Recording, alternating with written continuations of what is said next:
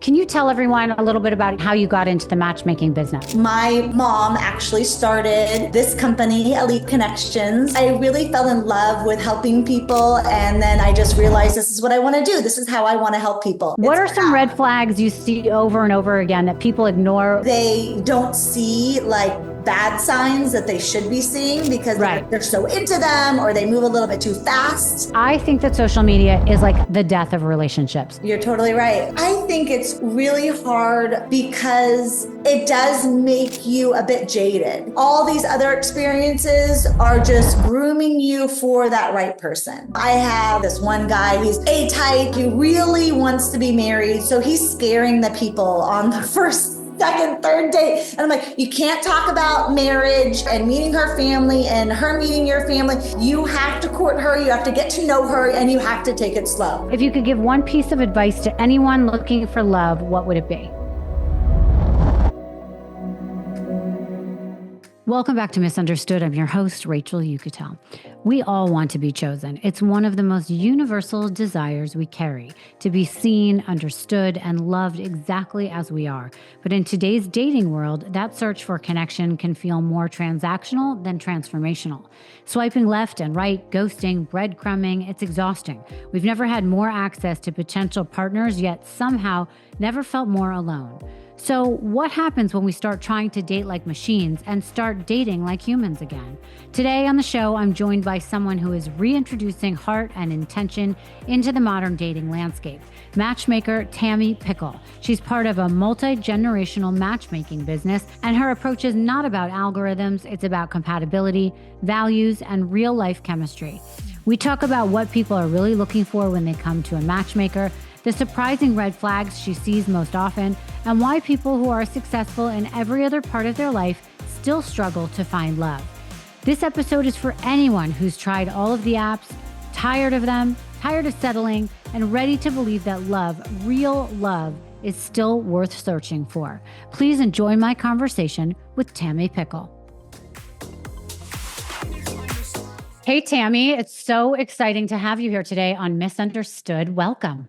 Thank you so much for having me, Rachel. Excited to be with you. So before we get into matchmaking and what's misunderstood about finding love, I just want to have a little bit of a background on you.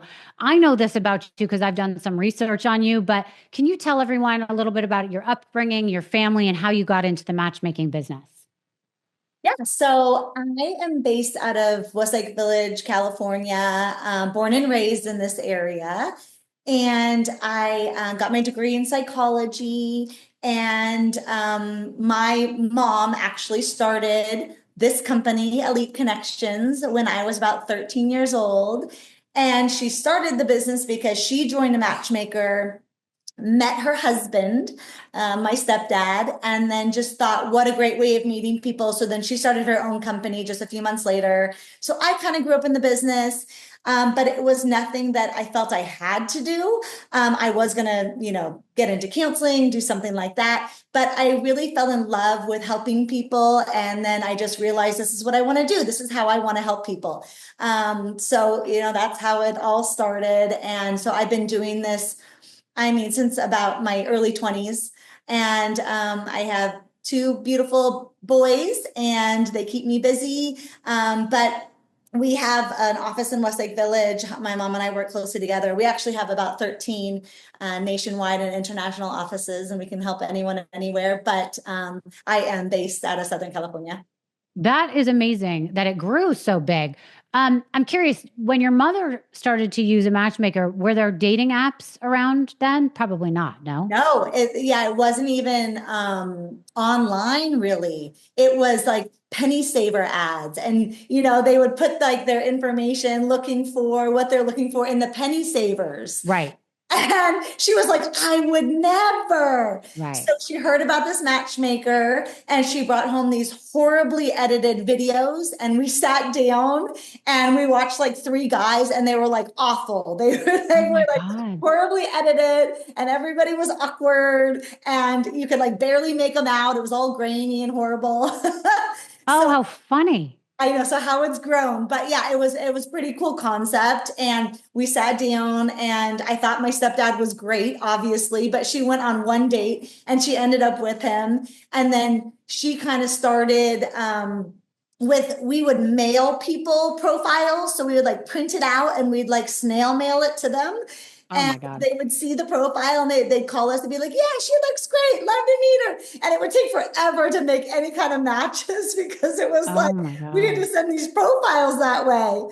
So it was pretty wild from like how it started to how it is now. To how it is now. Yeah, I was going to ask what's the difference between back then and now, especially with how dating apps have exploded in all types of dating apps because you have everything from Match or what is it, J Date Right. or Happen, which just happens to be people that you pass in an area to seeking arrangement. So, are you finding that now that there's dating apps out there that it makes it harder for you guys to do your job because with dating apps it's like so much of the grass is greener and if one person doesn't respond to you quickly you'll get another person to do it and it's so much based on their photos. I think the only dating app that really talks about being about matching someone is it eHarmony, the one that really does an extensive background. But I've been on eHarmony and I don't even think that works. So what are Right. your thoughts on dating apps? I think it's made our business even a little bit better because people appreciate what we do for our clients. We meet everyone, background search, check ID, verify they look like their photos, they are who they say they are, they're not criminals, they're not married, all of those important things. So Hmm. sometimes people have tried the apps and they're like, this isn't working. I want a better way of meeting someone. And then they'll come to us. Yeah. They'll Google search a matchmaker in the area that does all the things we do. Or our clients would never go the app route. They're too busy. They have children. They're running companies, things like that, and they wouldn't want to put themselves out there like that. Right. So I think our clients appreciate all that we do for them. It's a really hands-on approach. Mhm. We don't have a database where anyone can sift through. So privacy, we keep Mm. everyone's information private and we just hand select members and then send them back and forth and both parties agree to meet each other, but you can't find each other and that way. We don't give out phone numbers or anything like that, last names until they both want to meet each other and then we'll give out information. But of course, it's after they want to meet each other. So I think that that's really important to our clients. They appreciate the hands-on approach. We meet everyone. There are some other companies out there and they don't meet everyone personally. They kind of sign Right. up online, those types of things. And you can't really vet. I have dated on the apps and it's scary out there and you have to protect yourself and you have to do your background and you have to do it all yourself. And I think, I think that's why we're successful. And I think it's us as a company and how big we are, how long we've been in business. We've never changed our name and things like that, which is super important. Like Yeah. some companies, they've kind of like changed their name multiple times, to like get out of bad reviews and things like that, because it is a tricky business. It's hard to make every single person happy and find them Sure. love, all of Well, those. what I was going to ask, what do you consider a success story though? Does it have to be marriage? Is it just when two people decide to disengage with you as a matchmaker and say, we're going to try this? I mean, what's a Yeah. success story? I think success is dating exclusively that person. And we typically say 6 months or longer is kind of Mhm. a success story in our eyes. Mhm. Not everybody wants to be married and those types of things. But 6 months or longer is typically, and we have like an 86% success rate that we'll introduce our clients that date for 6 months or longer. Wow. Okay. Well, that's amazing. What are the biggest misconceptions people do have though about matchmaking? That, people that come to us like are undateable. And that's just definitely not the case. They are just busy. They are focusing on using a company to do all that work for them. So I Hmm. think it's just a smarter way to date. Okay. They're putting their dating in our hands. We have a very large database. We kind of feel like we're friends with our clients, matching other friends. We know everyone personally. So it's almost like I know my clients and I feel like they'd be a good fit for this reason, this reason, this reason, this reason. And they both agree, of course. Some places do blind dating and things like that. Like we feel it's really important that they see recent photos, that they're attracted, that they have some things in common, all those things that are important. We interview, get to know each and every person, what they're all about, what's important to them, all those types of things. So we're matching based on all of those preferences everyone has. So let's get into the details of like the vetting process. A lot of people that are listening or watching probably at one time or another have met a matchmaker either in a bar, because I've been approached at a bar many times by women claiming to be matchmakers and saying, "Oh, you'd be great. Give me your number, blah, blah, blah." Yeah. Or like I was saying before we got on the show, Talkify. I get text messages from Talkify all the time. But then when I finally schedule a call and speak to them, there's a hook. There's a large amount of money that even women have to pay to be on it. To explain that, because I wonder about the money thing. Okay, yeah. So good question. I'm sure you haven't been approached because you're so cute. Thank you. But I think with Talkify, I think it's more appy than it is matchmakery. I think it's just a bit different in the sense of meeting everyone personally and those types of things, which nothing wrong with that. The apps are, doing well. I know a lot of people that have met that way, but, not everybody, it's not working for everybody. But we have different ways of joining. We do have full memberships where we're actively searching, recruiting on a regular basis. Like I'm working for those clients that are paying for the service. But we have 1 month, 3 month, 6 month, year-long memberships, and there's a discounted, rate. But a lot of people just kind of do a month to month, which is totally fine. And what's included in a month to month? So we do have unlimited matches. Typically, it's a match every 2 weeks as an average. For our clients, but we're actively searching within our database. We're recruiting for that person. We're sending them profiles on a regular basis. They're saying yes or no. We set it up. We get feedback on the date, what they thought about each other, if they liked each other, if they're going to see each other again, those types of things. And we freeze their membership. So we want you to focus on that one person, not like date multiple people. Like if you like that person, focus on that person. We'll freeze your membership. And then if it doesn't work out, come back to us. We'll work for you again. So women and men will come to you and pay a fee on a monthly basis to have you look for them. And almost every 2 weeks, you're giving them a match. Am I following correctly? Yeah, that's a full membership, but we do have clients that are kind of added into the database and we're not necessarily working for them. But if, let's just say you were in the database and I was matching my client and I thought of you for him, I would make the match for you. So so that's my question. So there are people who are in your database who you may have known in the past, met at a bar, met on a trip, and you're like, that's a great girl. She needs to be in my database, but she isn't paying for anything. So you're not actively looking for her. She's just in your pool of people that you're working with. That's right. So we interview, go through the whole screening process for someone that's in the database or is a full member. So, we screen everyone the same. Background, criminal history, check ID, make sure, they are who they say they are. They look like their photos, all those types of things. Either meet personally or virtually, which COVID did that for us, that we have a lot of virtual calls now, but at least we can see someone. But we have grown our database quite extensively because we're not having to waste time traveling, meeting people that way. We've been virtually meeting people, which has been a positive. It's a big change in that respect. But yeah, you can be in the database and not paying a fee. And then we would let you know when we have someone that we think would be appropriate. But you, of course, say yes as well. And what are the fees these days? I mean, I've heard anyone paying anywhere from $80,000 to $200,000 for different, memberships or whatever. What is it that's the standard? So like a monthly would start at $3,000 a month.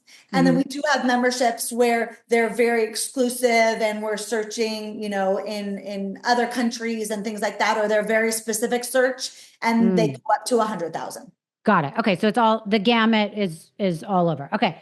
So, what makes a good, not necessarily a candidate, but somebody in your database? Because listen, we all know there are people that could be very good looking, but that doesn't mean that in person, and this is the problem with dating apps. They can look great in a photo, but when you get around them, the way they hold their fork, I don't know, the way they chew, the way that they respond or don't respond. If they're shy, there are people who are undeniably beautiful, but are terrible in the personality department, and there are people that are terrible in the personality department because they're really shy, but they are the most wonderful, caring, loyal people. So how do you decipher who makes a good person for your database that's not necessarily the standard in beauty, let's say? Right. So, I mean, I guess getting to know that person a bit, and that's Mm, meet everyone virtually, in person, whatnot. But it is like we're chatting with somebody for an hour, so it's hard to really see them. mhm. But we get feedback on all the matches that they go on. So then we're getting like we even more information on the person.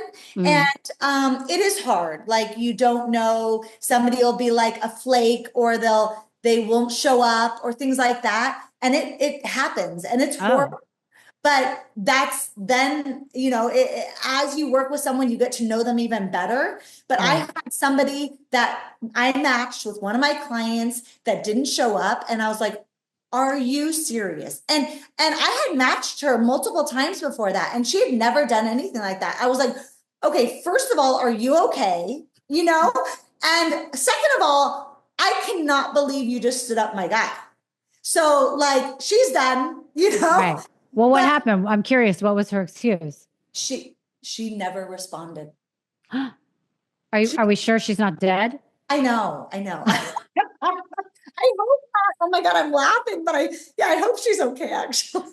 Oh my But God. at first I was worried, and then I was mad, and I think she didn't respond because I was so mad. I got it. All right. Well, fine. We'll talk about ghosting actually in a little bit. Yes. Today's episode is sponsored by Holistic Goddess. You might have seen it going viral all over TikTok, but I'm telling you, this is one trend that actually lives up to the hype. Holistic Goddess just launched their new organic castor oil and frankincense blend. And if you care about your skin, your health, and your overall glow, you're going to want to pay attention. Castor oil on its own is packed with moisturizing and anti-inflammatory properties.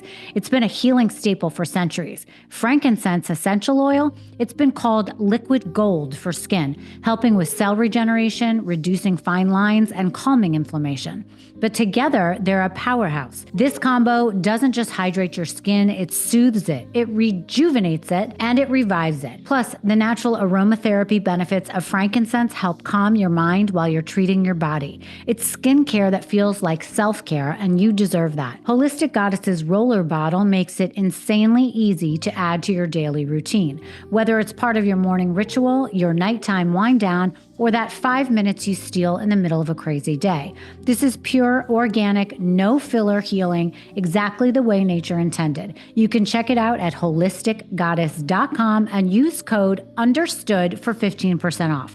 That's Holistic Goddess's castor oil and frankincense blend, ancient wisdom made modern at holisticgoddess.com. What are some red flags you see over and over again that people ignore when they're dating in general, though, that they seem to ignore? Um, I think when someone's really attracted or into the person, then they don't see like bad signs that they should be seeing, because Right. they're so into them, or they move a little bit too fast in the sexual department. A little bit of a love addict. Yeah. Yeah, without getting to know the person. I think it's Mm. really important to have a good foundation of like getting to know that person, and friendship, and like really dating for a while to see who this person is before you like let your guard down. I also am a very like trusting individual. I believe what people tell me.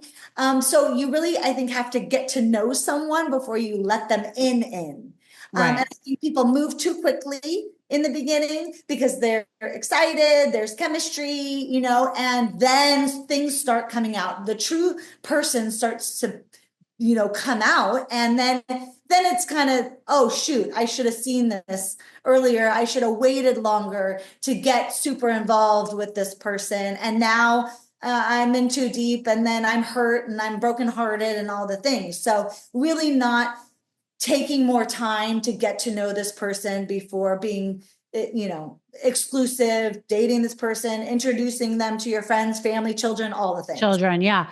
Well, I mean, I could definitely see that when there's not matchmaking involved, but I wonder if people do that when they've gone through a matchmaker because they think, well, this person has been vetted, they've got to be a good person, so I might as well, if I'm feeling it, I'm just going to go all the way. I mean, to me, I think that's a little bit of a red flag, and for some people, they can think that that seals the deal, but I think for some people, it's like, well, no, that's like somebody I don't really ultimately want to be with. Yeah, I think nowadays with like the apps, I do feel like everybody's kind of talking to multiple people, especially in the beginning, right? And Mm, that's normal, I guess, until you're exclusive with someone. But I think, like you kind of said earlier, they're like waiting for like the next best thing to come around. So they're like, they have their like, they're in this pool, this big pond of all these fish, and they're just excited to talk to the next person. Is this person going to be better than the last person? Am I going to be more attracted to this person? So they don't give somebody their like full 100% focus because they're like waiting for like chatting with other people. right. There's who else is out there, and it can happen with matchmaking as well. Hmm. I mean, I only do one match at a time, but they can be doing other things and I don't quite know about. They can be on Right. the apps. It's not like they have to be exclusively only dating within my company, so it is tricky. So, how is the matchmaking business in general right now? I mean, are you getting an overflow of people that are willing to pay good amounts of money monthly to be in your books and get matched? I mean, is it working? Yeah. Yeah. I think we're busier than ever. I think maybe it used to be more taboo to you as a matchmaker. Now I think it's just kind of smart. Mm, Don't want to waste your time or energy on bad dates or people that are lying about who they are or what they look like. And I'm not saying all apps are bad, but mm, I'm just saying sometimes they can lie about who they are. They can be deceitful because nobody's doing that background or that checking on everyone. So I think it's almost just like beneficial because you're wasting your time, and time is money and the whole thing. So I think people appreciate, and if they are invested in finding the right person, their forever person, then using a matchmaker is really smart. right. I love that. Is there a formula for the perfect match? I think things that are important, deal breakers and things, and everybody's different. Mhm. I think attraction is gonna be important on both sides. But how do you match them? You listen to their requests of what they think they're attracted to, and then you match that to somebody who possesses those qualities. I mean, I think for most of us, I will say, being somebody who's 50 years old and who's been dating a very long time, most people's pickers are completely wrong. They think that they're attracted to something that they're not. They think that they really want something that when they get it, it kind of doesn't check all the boxes. And then I finally have met somebody that I'm dating that I, God willing, will be engaged to and married to and love forever. And But like I met that person on an app 2.5 years ago, and I was like, I'm never gonna like this person. I'm not gonna meet them in person. Then I moved to the same town as them. I still was like, whatever. And we followed each other on Instagram, and I saw a picture of him with this woman, and it looked like an engagement photo. I thought it was, it wasn't. But at the time, I was like, oh, I wonder if I missed out on the boat with that because he looks so sweet with this person and he's always seemed so sweet. But I'm not really into sweet. I'm into like the narcissists and and like these assholes. And I totally. just was like, that's not going to be my type. I'm not going to break his heart. You know what I mean? But now, I mean, now I'm fully invested. So anything he does could break my heart. And I never thought that it would be like that. You know what I Isn't it great? It's such a good story, and it happens all the time. where I have to talk somebody into meeting someone Right. and be open-minded, because your failed relationship are failed for a reason. And you keep going after the same type, and we all do it. We've all done it. And they almost need to be told that story and meet this person in person, give him a opportunity, give him a shot. And I had to give him like 2 months of a shot. You know what I mean? Like I would see him as a friend. I would keep him in the friend zone. And finally, I started to realize, he would write me every morning at 6 a.m. Good morning, beautiful. And I was like, ugh, how annoying. And then he would write me in the evening, good night. I hope you had a great day. And I would ignore him. I would completely ghost him. Once in a while, I would see him as a friend. I would try to set him up with other people. And then out of nowhere, I was like, wait, he's not texting me every morning anymore. What happened to this guy? And then I was like chasing him all of a sudden. I don't even know how that happened. So it's like you really have to give someone a chance and really like them as a friend, because the thing is I respect him as a person. And I liked our friendship. And if you move too quickly, and I'm someone who's totally guilty of being a love addict, I think that I know on the first date, and then it's like we're either dating and in a serious relationship after date one, or we're not. And that has never worked out. Right, exactly. I totally agree. I think friendship and that bond that you have, that is long lasting. Yeah. Not the, oh my gosh, I want to jump your bones kind of, butterflies, like drown the butterflies. You don't want that. You want the best friend that you're going to have, the best relationship that you're going to laugh with and grow old together. And, that's just going to love you unconditionally type of relationship. Right. So I totally agree. I have to tell my clients all the time, I really want you to meet this person. I want you to give them a shot. Like sometimes I'll get like feedback after they meet, and she's like, he was the best guy, but I just don't know. I kind of feel like more of a friendship. I was like, give him another chance. He really liked you and he is the best guy, and give him another opportunity. And then she meets him again. She's like, oh my gosh, it's, every date has gotten better and better, because a first date is very interviewee. People are nervous. It's uncomfortable. You're worried about if you have salad in your teeth. I mean, all sorts of things are going on. Like, what?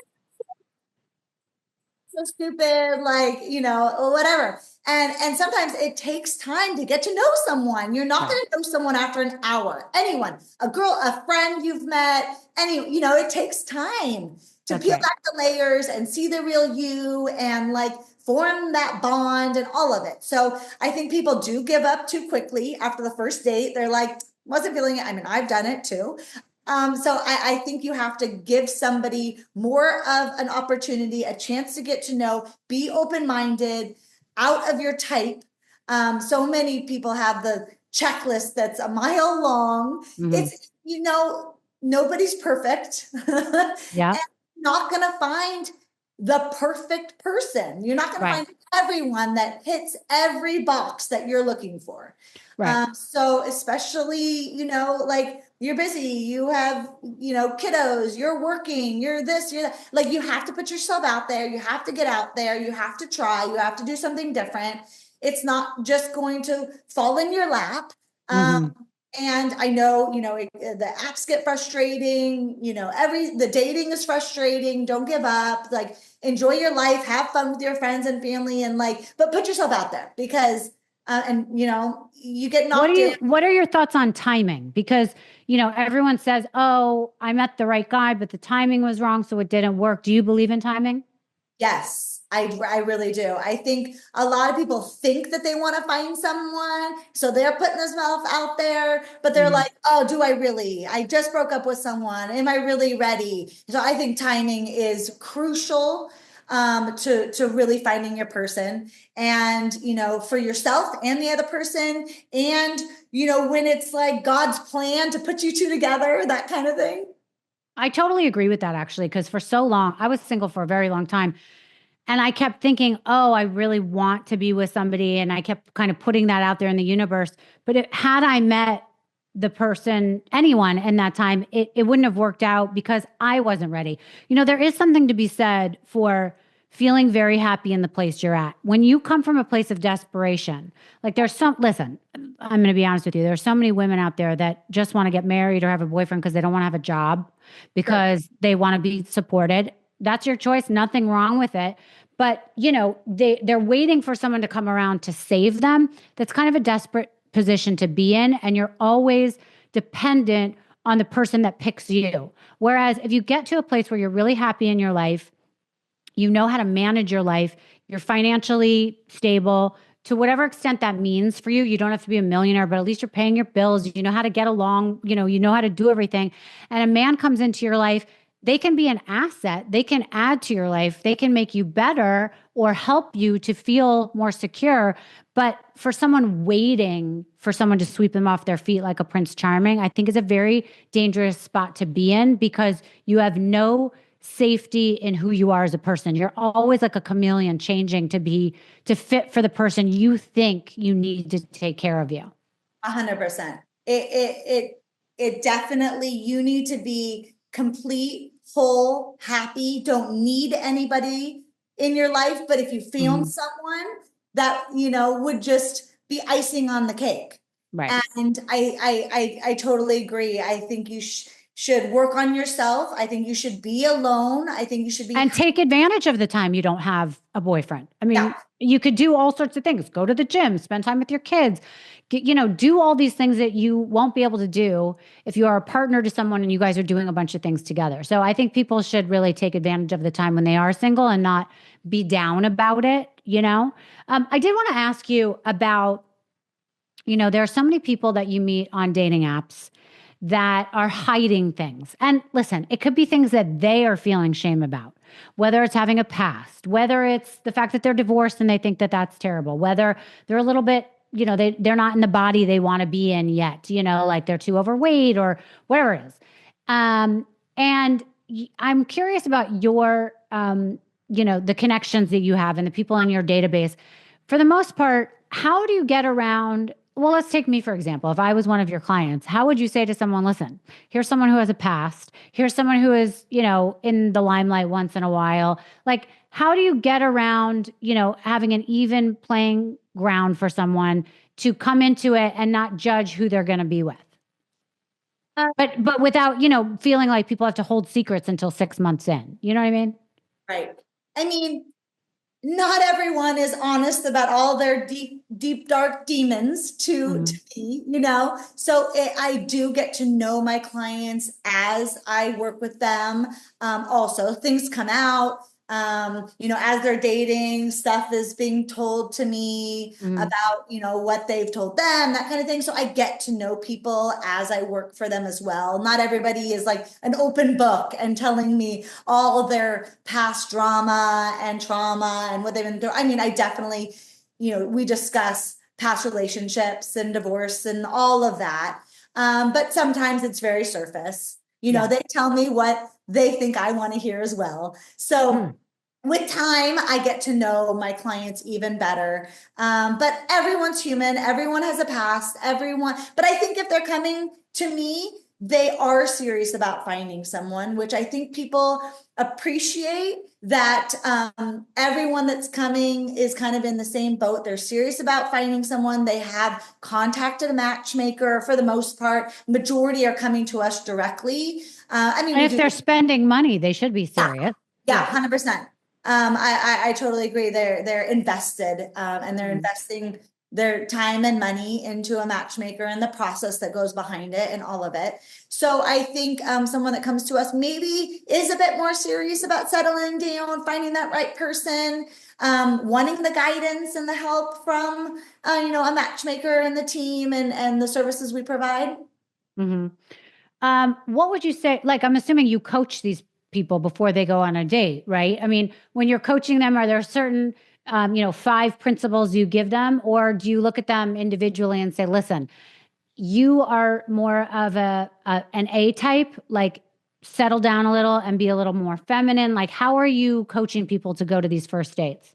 Yeah. So, I mean, I do meet everyone. So I do help them with, I usually ask them, like, women, whatnot, okay, send me photos, or or when I meet someone in person, like show up like you would on a date kind of a thing. And I've helped Okay. people with wardrobe or hair color or things like that, just like freshening up their look a little, men too.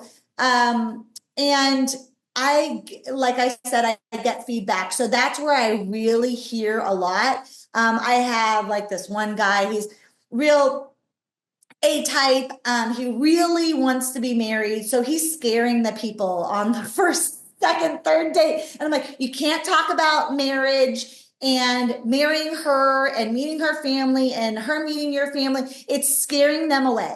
This is not, a marriage setup. You have to court her, you have to get to know her, and you have to take it slow. And I had to be stern with him. And because I don't know, he was just kind of lost. And he just was wearing his little heart on his sleeve, but it was scaring away potential matches that could have been great matches. Right.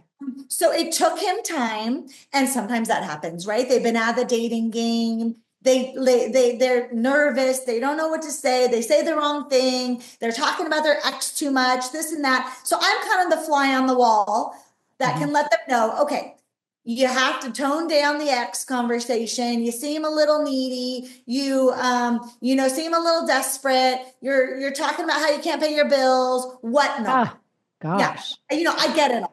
So I try to help and help them be better daters. Most of the time, everybody's doing fine, but there are those people that stuff comes out, and I want to help them. That's my job. Right. But if we wouldn't have ruined the last date, that might have worked out. So but that's okay. It's a process. That wasn't your person. We're going to move on. We're going to become better daters, and we're going to just be better in the future. I do agree that there's something to be said for doing a bunch of them and trying your skills out here, because it is hard to be on a date. So the more you date, the more you know how to do it.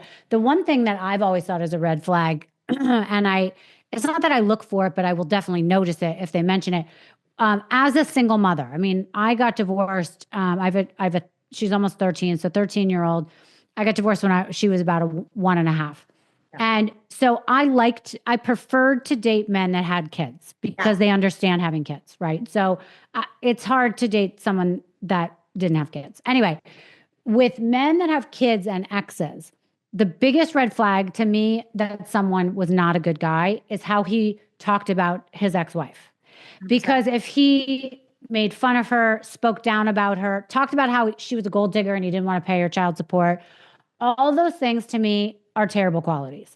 Yeah. If anything, the guys that I was like, that's a good guy, was the guy who's like, listen, I'm not going to talk about my ex-wife. She's the mother of my kid. Clearly, we got divorced, so we did not see eye to eye. And there are plenty of terrible things I could say about her, but I'm not going to. And not only that, I paid her enough so she doesn't have a problem with me, and so that she's a better person to raise my child when I'm not there.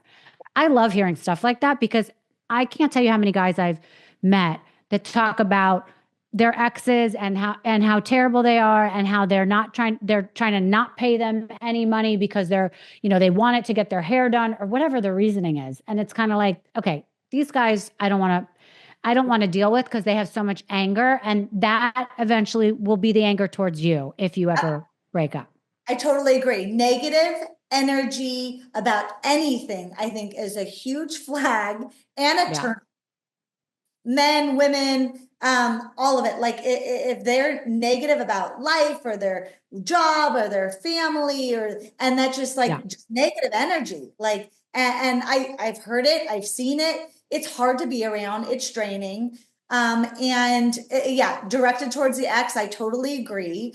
It's so much easier if you have someone you're dating that is cordial and gets along with their ex. There's kids involved, whatnot. That of course is going to be better for everyone, versus trashing them and what a horrible person. It was all their fault. I did nothing wrong. It was all their fault, and this is why. And, it's too much negative energy. Positive. Yeah. You need to be positive about everything. I mean, nothing's perfect, right? And we all have complaints and stuff we've been through. But I think it says a lot for people that are positive. They are good to people around them. They treat people with kindness and respect and all those things. I mean, these are all good qualities to look for, and I totally agree.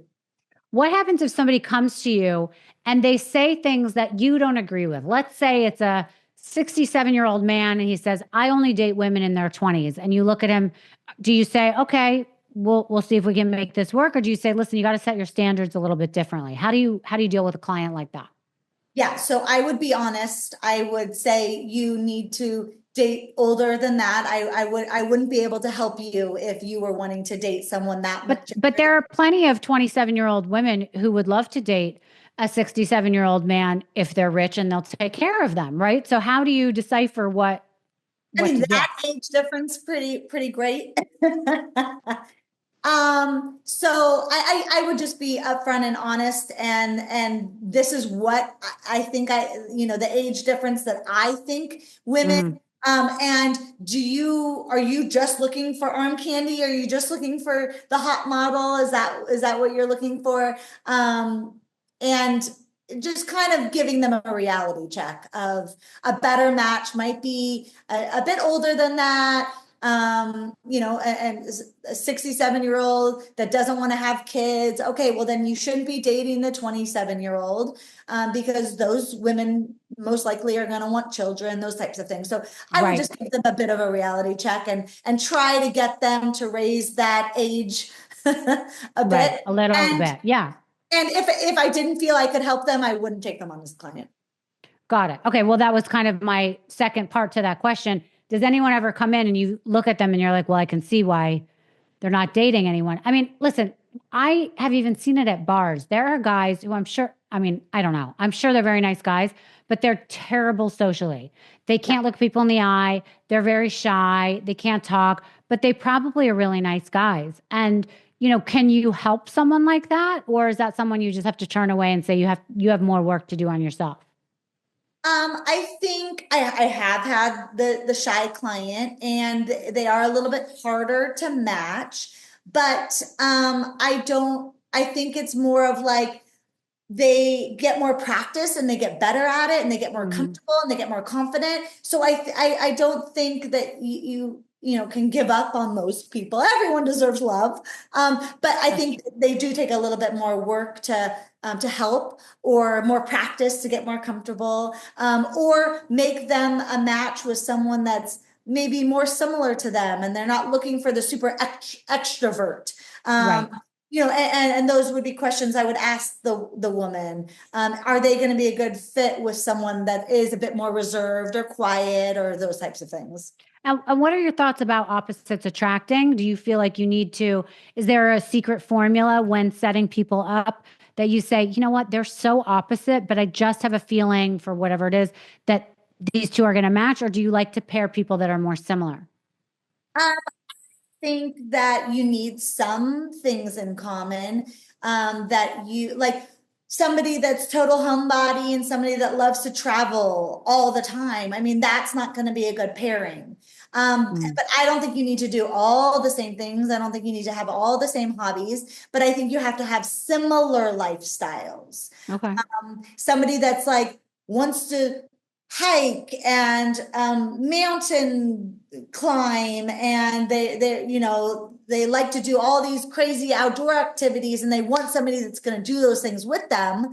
You have to find someone that's a bit more active, outdoorsy, that like enjoys and would be open-minded to those types of things, versus somebody that was like, I would never. I am a shopper, and I only do those types of things, and I would never want to rock climb, and they'll be honest about those types of things. Like, I want somebody that has my hobbies, and sometimes they have to. You have to let them know, well, you're not going to find somebody that's going to do all those types of things, but I can help you find somebody that's like more of an outdoorsy type, that's open-minded, that would like to do things here and there. But Mhm. sometimes, you can have your own lives, and he can golf and you can hang out with your girlfriends, and it doesn't have to be everything you do together. So, Yeah. but I do think some of the important things, like religious is, a hot topic, politics is a hot topic. And so somebody that's like maybe extreme on either side, they are going to need somebody that's kind of similar. Yeah. But those things are, maybe more important to look into when making good matches. That's right. Let's talk about dating in 2025 right now, the challenges and the trends. What what are the biggest differences in how men and women approach dating today? And are there differences? Um, I think just the accessibility of finding and talking to people and meeting people on the apps is way different than it Mhm. used to be. And I Mhm. think, kind of like we were talking about earlier, people are not giving someone the opportunity that might be a good match for them because they're waiting for somebody better. They want to keep talking to somebody because there's somebody better out there. Well, and when you say better, I just want to stop you for anyone listening. I think that social media is like the death of relationships. Everybody thinks that somebody is better on social media because you're seeing these fake versions of them and it's terrible. And anyone I date, I'm like, you cannot have a presence on Instagram or something. Because if I see them in their spare time scrolling and wondering what other people's lives are, to me, that's a red flag. I don't do it. I'm not swayed by some dude on Instagram making it seem like he's living his best life and showing his abs all over the place. Like, that's just not my type. And I'm hoping that I'm not going to date someone who's following women that are, doing the same thing. So, because that's not who they really are. And you see so many relationships breaking up or cheating going on, even emotionally cheating. Like, they've never met the person that they've met on social media, but they've talked to them on DM or they have a text relationship with. And it's not even real. Right, right. Yeah. So I think it's really dangerous, this better that they think is out there because everyone, for the most part, goes through a lot of similar things. There's trauma, there's grief, there's shame, there's things that they're happy about, there's things that excite them. And then there's a partnership and a witness that you want to your life and a sense of family and understanding and feeling known. I think everyone underneath, that's what it takes to have a relationship. Am I wrong? No, you're totally right. I think it's really hard with the apps because I think they're telling themselves that they want to find someone or they Mm, think that they do, but then, I don't, like I said, like I am a very honest, upfront person. I think everybody is the same. And I have had some horror experiences out there, mhm. and it does make you a bit jaded.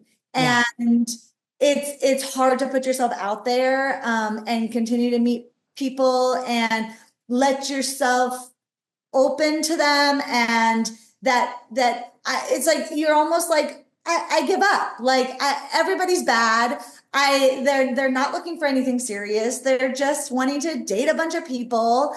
But I think that when you find your person, then I think you will find them when the timing is right, and you are meant to be finding each Mhm. other. And just like in your case, you were going after the wrong person, and then this guy came into your life, and it was just a friend, and it turned and evolved into a beautiful relationship now. I Yeah. think everyone has to stay positive and just know that your person hasn't come into your life, and all these other experiences are just grooming you for that right person. Yeah. And I agree. I've seen a lot of people just like giving up and really frustrated. And I just, and if you need to take a break, right? Like, and then when you get in a better mindset and you're like, okay, I'm ready. I don't think all people are horrible. And I want to get back out there and I want to give people opportunity and I want to be positive and I want to have fun and I want to enjoy myself. And yes, maybe I'm going to go on 5 dates in the next few months and they're all going to be horrible, but I'm not going to give up because my person will be out there at some point, and I'm going to continue to put myself out there. Right, right. With so much ghosting, breadcrumbing, casual dating, how can people find real commitment or look within and say, okay, I'm ready for that real commitment? Yeah, I think the ghosting is real bad, but I think people just they feel bad letting somebody down that they're not interested in. If you're Yeah. getting ghosted, they're just not interested. They don't care enough to Stop let. pursuing them. It's Yeah, over. 100%. It's over. They don't care enough to continue to want to see you or ask you out. So let's be done with it. And so many people will say, "Well, I need the closure." No, you don't. You just don't. Just this is not the right person to get closure from. And it's doesn't mean that they're necessarily a bad person, but I do think it means that they are not able to communicate with you properly. Which Right. actually, this reminds me of what are your thoughts on shows like Love is Blind? Remember when we were younger, I think I'm older than you, but when we were younger, I would watch things like The Love Connection. Remember The Yeah. Love Oh, Connection? right, right. I love that show. Or The Dating Game. I mean, I think I was probably really young when that was on, but three people standing there, one person behind the glass door or whatever, and you'd pick based on very similar to to Love Connection. I loved those shows. And now here we are in 2025 watching Love is Blind, which I equally love, by the way, Right. and believe in. Do you think Love is Blind? I mean, I haven't watched it a ton, but I know the like what goes behind it. But yeah, I think it would be difficult to fall in love with someone you've never met. Mhm. But I do think it is a good premise to like really get to know someone. Do you vibe? Can you chat? Can you have like similar interests and personality? And can you have conversations together? Yes. But I do think the chemistry is really important too. But I mean, they do find love. Do they stay together? Yes, there's plenty of people that have gotten married and had kids. I love it. No, I Yeah. mean, I think it's great. Yeah. I think a lot of people would never want to go on a blind date without seeing a photo.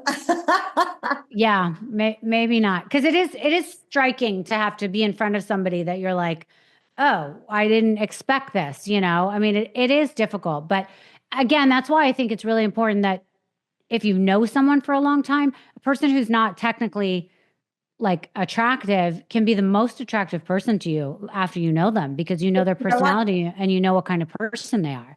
Yeah. So I think throwing someone in front of you as a blind date who might not be, you know, the most attractive person is difficult because that's all someone sees, especially in an hour or two of a conversation. So that might be tough. You need to get to know them a little bit more. All right, I have three questions for you Yeah. from people that were excited that you're on. Um, how do you help clients who have been single for a long time and feel stuck in their dating patterns? I try to give them opportunity to meet someone they wouldn't normally meet. Mhm. I try to put two people together that may not normally meet that person. I try to open their eyes to, other types of people. I have like a great story where it was one of like these matches where she said no, he lived too far. I talked her into it. And right after the date, both of them called me and like, oh my God, that was the best date ever. We got along so well, but she was like, no, no, no, no, no. He lives in Vegas and I will never live in Vegas. I'm like, he's also in LA and he's back and forth and he will move to LA. He's the best guy, blah, blah, blah. But like opening her eyes and kind of forcing her out there. And then it was a love connection and they got married and had a baby and they're still happy together. Oh, wow. Does she live in Vegas? No, he did come to LA. Oh, okay. Good, good. But Good. yeah, I think just they are hiring me. So I really do try to push a good match Mhm. on my clients that I think is going to be a good fit. And I'm like, you meet the person, see what happens in person because this Mm. is a piece of paper. This is a photo, like you really need to give somebody an opportunity to get to know them in person. And I think that's so important. So many people, they dismiss people over text or when they're messaging. And I really think you can't know until you meet someone in person. Right. So I think that's really important. Like I won't let anybody date over the phone or even have like a virtual chat, like meet in person and see if there's any kind of connection and really give them the opportunity to get to know them. Do you believe long distance relationships can work? Yes, but it takes a lot more effort. I think it's Mhm. it's really hard to be able to devote the time to see each other in person, which you need to, especially in the beginning of a relationship. So it takes a lot more time and effort. I think way easier to meet someone that's, local within an hour or so. That's going to be 100% easier than something that's far.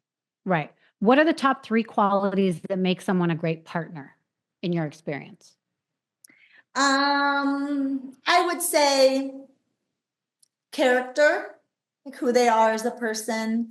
I would say good communicator. I think it's so important to be able to let somebody know what they're feeling, what they need. If somebody did something wrong, just being able to communicate is so big. You keep it in and nobody knows, nobody can read anybody's mind.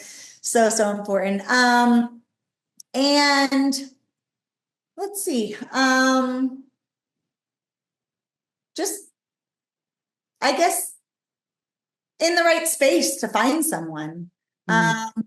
Just committed to be able to find that right person and wanting to focus their energy on being with someone and really being in a good headspace to be in a relationship. Yeah. And another one, and I don't know if you agree, but that I would say is someone who really takes interest in their partner. You can be dating somebody and kind of not know anything about them because you don't ask questions, you don't listen well. So someone who is really interested in what their partner does, how they feel, what they're thinking, what they're doing, can really make a tighter bond. Sensitive about the other person and what they're going through. If they need you, if they they want to talk about something, just really being sensitive about who they are and focusing their energy on each other, right? Like giving them their all. Right. If you could give one piece of advice to anyone looking for love, what would it be?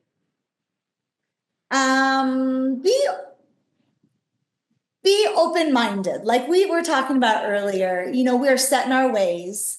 We're set in this type that we are attracted to, or our exes looked a certain way or did something for a living that we were attracted to. But being open-minded, that type probably didn't work for a reason, and being more open-minded to finding someone that is outside of the type of something that's embedded in our head, and realizing that, like, if you give somebody an opportunity to get to know, that might be your person.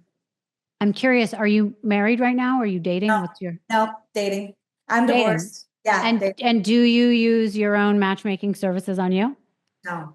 So how are you finding someone? I know. I've been using the apps. That's why I'm in the struggle. I don't date clients that work within, my database, obviously. But what if you met someone that you were so into? I don't know. It's never happened. I don't want to go down that road of dating somebody that's, works within my company.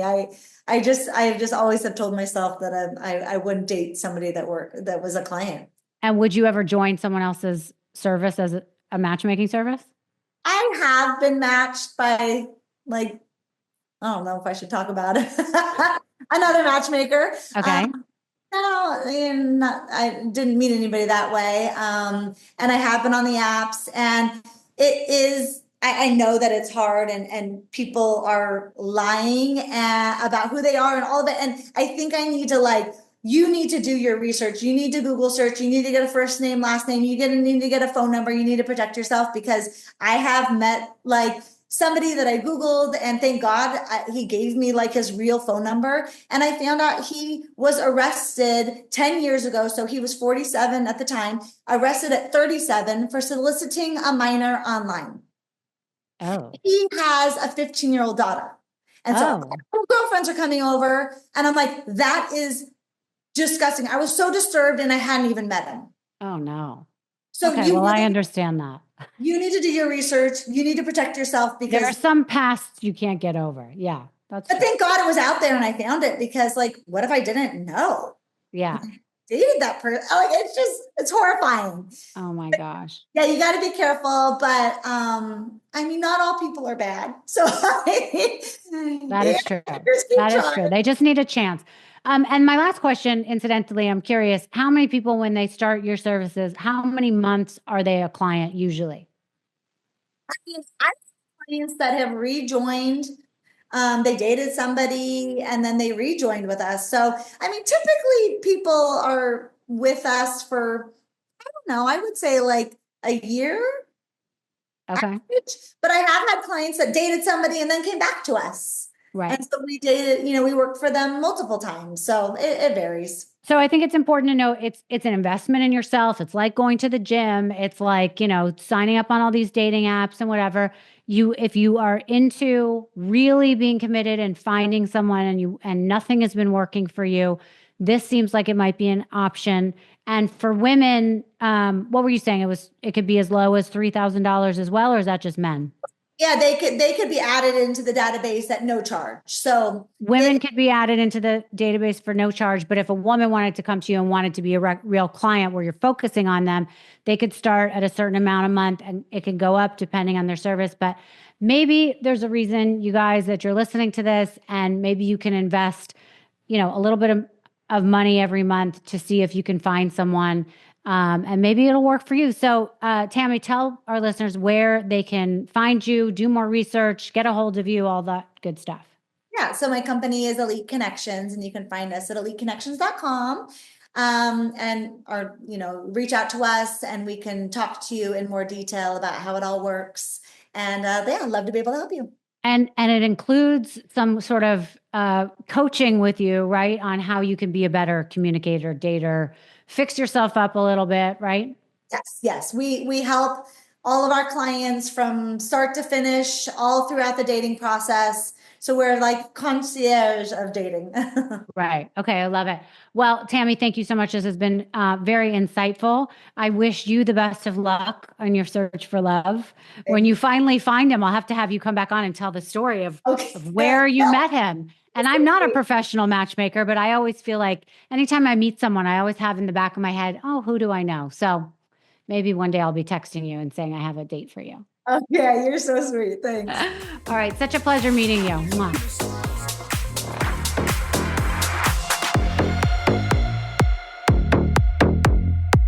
Thank you so much for listening to Misunderstood. I'm your host, Rachel Yucatel. Please be sure to subscribe to the show and give us a 5-star rating and review. You can support the show by joining our Patreon at patreon.com/misunderstood with Rachel Yucatel. Do you have ideas for the show or want to reach out? Email us at info misunderstoodpodcast@gmail.com. That's spelled MISS understood. Thank you so much, and I'll see you next time.